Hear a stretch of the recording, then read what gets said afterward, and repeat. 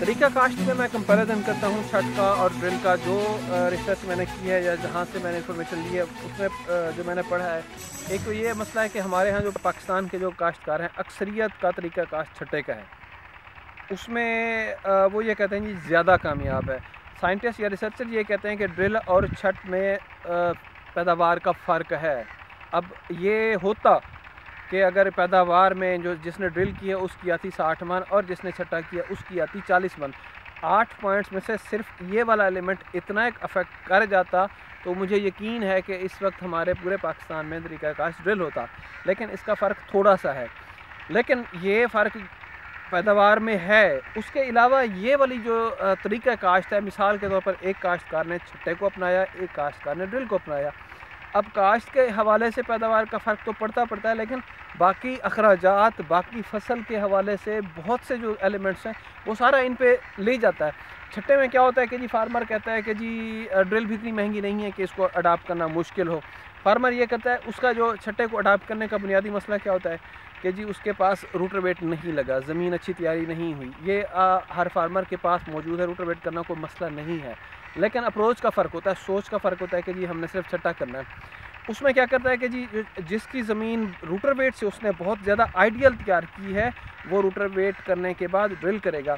अब छठे वाला जो है ना वो इस साल की मैं बात बता रहा हूँ कि जी छठे में मेरे जो अपने इलाके के जो करीब के फार्मर्स हैं, वैसे जनरली यही भी होता है कि जी छठे का फार्मर चाहे 15 नवंबर तक भी उसने काश्त की है, वो सीड रेट अपना 60 से 65 किलो रखता है। 70 किलो वाले भी होते हैं, छठा करते हैं। अब जो जिसने ड्रिल की है 15 नवंबर तक, उसका बीज 45 किलो रिसर्च वाले कहते हैं कि अनफ है। 45 किलो और 65 किलो में 20 किलो का फ़र्क आ गया। हिसाब लगाएं तो पैसों का ये जो है ना, एक तो उस पर ये बोझ आ गया कि उसके बीज का रेशो ज़्यादा हुआ, उस पर असर पड़ गया, नुकसान ये उठा बैठा। दूसरा नुकसान ये होता है कि जी छठे वाले में जो मैं जहाँ पर खड़ा हुआ हूँ, सीड रेट जहाँ पर ज़्यादा है। एक फ़र्क ज़्यादा आता है कि जी छठे में ज़मीन जो है ना वो जो दाने ऊपर रह जाते हैं, बिल्कुल सतह के ऊपर होते हैं। कि इस जगह पर जो काश्त के वक्त, मिसाल के तौर पर हमारी जब काश्त हुई थी तो यहाँ पर देखें इतना एक हमें नीचे इसकी नमी जो है ना, वतर जो है इतना नीचे हो गया।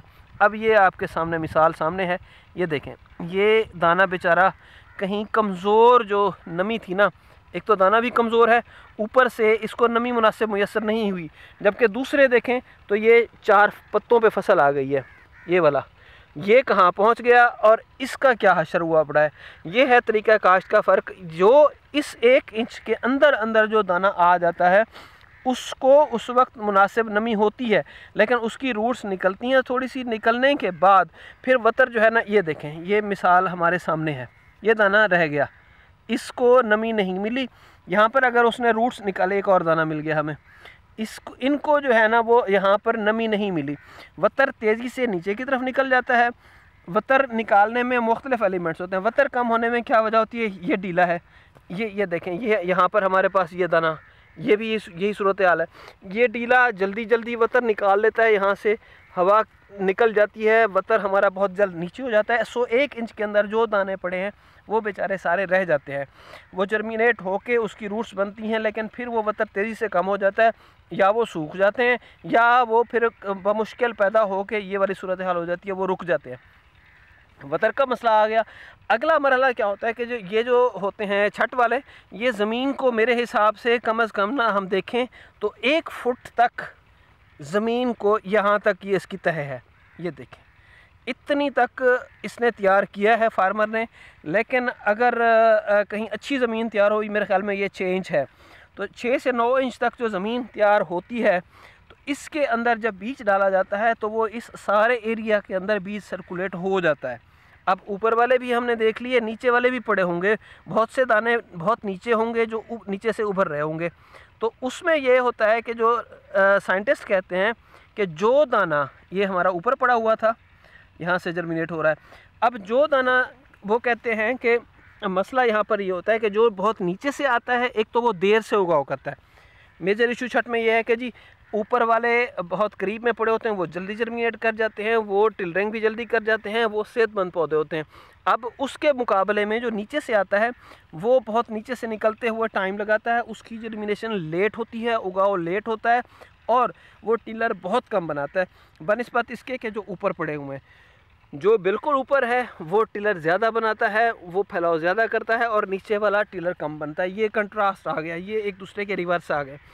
तो इसमें ये गलती आ गई कि जी टिलरिंग का भी फ़र्क आ जाता है और उगाव भी देर से होता है, टिलरिंग भी अनइवन होती है।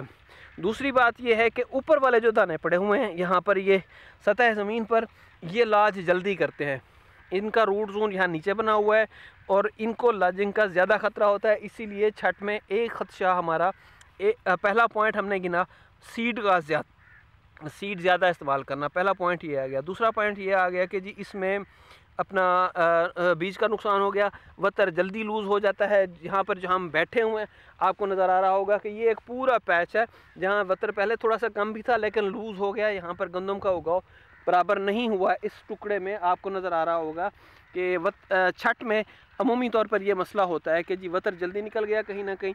अगर इस एरिया में यहाँ पर ड्रिल हुई होती तो ड्रिल तकरीबन 2 इंच नीचे जाके यहाँ तक वतर था, ड्रिल जाके यहाँ पर दाना रखती, जो यहाँ दाना रखा जाता वो बिल्कुल अच्छे तरीके से जर्मिनेट हो जाता, फसल बराबर होती। अब यहाँ पर ये पैच मसला करेगा, वो फसल और है, यहाँ पर फसल और है। ड्रिल की सूरत में अगर कम वतर हो तब भी कवर हो जाता है। अच्छा, तीसरा पॉइंट ये आ गया कि जी एक बीज का ज़्यादा इस्तेमाल, वतर अनइवन होना, लाजिंग का ज़्यादा ख़तरा, ये छठ के नुकसानात में है कि फसल जल्दी लाज कर जाती है। उसके बाद हमारा जो मेजर कंसर्न आता है कि जी इसमें जहाँ पर पौधों की तादाद ज़्यादा है, ये सामने आपको नज़र आ रही है, यहाँ पर पौधे जल्दी गिरेंगे, लाजिंग बहुत ज़्यादा होगी। क्यों? Higher plant density. लाजिंग का एक फैक्टर क्या हुआ, ये जो दाने ज़मीन के ऊपर वाली सतह पर हैं वो ऊपर उनकी रूट जोन होती है, वो जल्दी गिरते हैं। एक लाजिंग में एक पॉइंट फेवर कर रहा है। दूसरा पॉइंट कि प्लांट पॉपुलेशन ज़्यादा हो जाती है, हायर सीड रेट की वजह से प्लांट पॉपुलेशन ज़्यादा हुई, उसने जल्दी गिरना है। और फिर इसमें यह भी मसला होता है कि छठ करने वाला जो वर्कर होता है वो उसका हाथ सीधा नहीं होता, उसने कहीं ज़्यादा डाल दिया फेवर कर गया लाजिंग के लिए, कहीं कम डाला। वहाँ पर अगर बीज अच्छा था तो होपफुली वो ज़रा देर से टिलर करके फसल कवर हो जाएगी, लेकिन ओवरऑल फसल अनइवन होती है। पांचवा पॉइंट ये है कि जहाँ पर फसल हमारी इवन नहीं है, बराबर नहीं है, यहाँ पर वीड्स को जर्मिनेट होने में बहुत आसानी है। वीड्स फसल के साथ मुकाबला करेंगी, वीड्स को फार्मर को जड़ी बूटियों के साथ लड़ना पड़ेगा। जहाँ फसल डेंस है वहाँ पर वीड्स का प्रेशर नहीं होगा, इधर ज़्यादा होगा। और अगर हम छठ के मज़ीद मसाइल देखें कि जी इसमें फार्मर के सिर्फ वजह क्या है कि जी उसने जो ज़मीन को तैयारी अच्छी नहीं की, या वैसे उसकी अप्रोच होती है कि जी मैंने छटाई करना है। अगर अच्छे तरीके से ज़मीन तैयार की जाए और 45 किलो सीड रेट हो, वो फसल इंशाल्लाह जो होगी, हम मतलब उसका जो हमारा जो पूरा हम बात कर रहे हैं कि बेहतरीन पैदावार की, दरमियानी पैदावार नहीं, बेहतरीन पैदावार के लिए ज़मीन अच्छी तैयार हो, उसमें वतर पूरा हो, तरीक़े काश्त उसमें ड्रिल हो, तो बाकी जो उसमें फिर फसल बराबर होगी, उसको खाद भी अच्छी लगेगी। तो ये कंपैरिजन था ड्रिल का और छठ का। ड्रिल में आपका सीड रेट कम लगता है, उसमें आपकी फसल बराबर होती है, उसमें फर्टिलाइज़र भी एक अहम पॉइंट। जैसे मैंने बताया कि इसमें हम ज़मीन को तकरीबन 6 इंच के अंदर अंदर बीज घुमा देते हैं। तो ये भी देख लें, यहाँ पर हमारी ज़मीन घूमी है तो यहाँ इस 6 इंच तक भी अगर काश्तकार ने छट्टे के साथ DAP डाली है तो इस 6 इंच तक सारी ज़मीन के अंदर अंदर वो खाद भी घूमी है, DAP। जो ड्रिल करती है आइडियल, एक तो ड्रिल जो गवर्नमेंट ने सब्सिडी पे दी है वो ये करती है कि जी जहाँ बीज डाला जाता है उसके साथ ही दूसरे टापे में, दूसरे पाइप में उसी जगह पर खाद डाली जाती है। और माहिरीन कहते हैं कि वो वाली जो खाद होती है आम इस छट्टे वाली से 1.5 गुना ज़्यादा इफ़ेक्टिव होती है। तो उसमें हमारी अगर आपने 1 बोरी डाली है तो वो 1.5 बोरी जितना असर करेगी। जबकि जो जदीद तहकीक कहती है वो वाली ड्रिल इस्तेमाल करें जो सीड वाली लाइन से 2 इंच साइड पर और 2 इंच नीचे, उसको हम कहते हैं कोल्टल ड्रिल, जो कि इधर एमरी वालों ने उसका मॉडल बनाया हुआ है। वो 1,30,000 1,40,000 की है। वो आपका फर्टिलाइज़र भी बच गया, छट्टे वाले से हमने देख लिया कि खाद का भी बचत है। अब इसके अंदर इस एरिया में जो खाद लगी है अब पता नहीं वो पौधे को कितनी जल्दी या कितना करीब अवेलेबल है, तो इसमें खाद का भी आपका नुकसान हो रहा है। जबकि आप ड्रिल में जब जाते हैं तो ड्रिल में आपने खाद जो है, ख़ास तौर पर जब आप कोल्टर ड्रिल को अडॉप्ट करते हैं या ये जो मौजूदा है, इसमें आपने जो बीज के साथ जो खाद की लाइन सप्लाई दी है फास्फोरसी खाद की, वो ज़्यादा इफेक्टिव है। पौधा जल्दी आता है, पौधे में जान ज़्यादा होती है, उसमें आपको जो फसल है वो बहुत ज़्यादा फ़र्क दिखाती है। तो ये हमारा एक तरीक़ा काश्त का फ़र्क, इन दो का कंपैरिजन करता हूँ। तो मेरी तमाम काश्तकारों से गुजारिश है कि अपनी बचत करें, मसाइल कम करें और कोशिश करें कि तरीक़ा काश्त अपना बेहतर करें, ड्रिल की बजाय छट्टे पर आए। ये वाली फसल और जहाँ पर 45 किलो से ड्रिल हो चुकी है, इन दोनों का इंशाल्लाह मैं कोशिश करूँगा कि पूरे साल एंड तक कंपैरिजन करके आपको दिखाता रहूँगा कि कौन बेहतर रहा है, कहाँ मसाइल ज़्यादा हुए हैं और किसकी एवरेज ज़्यादा अच्छी है।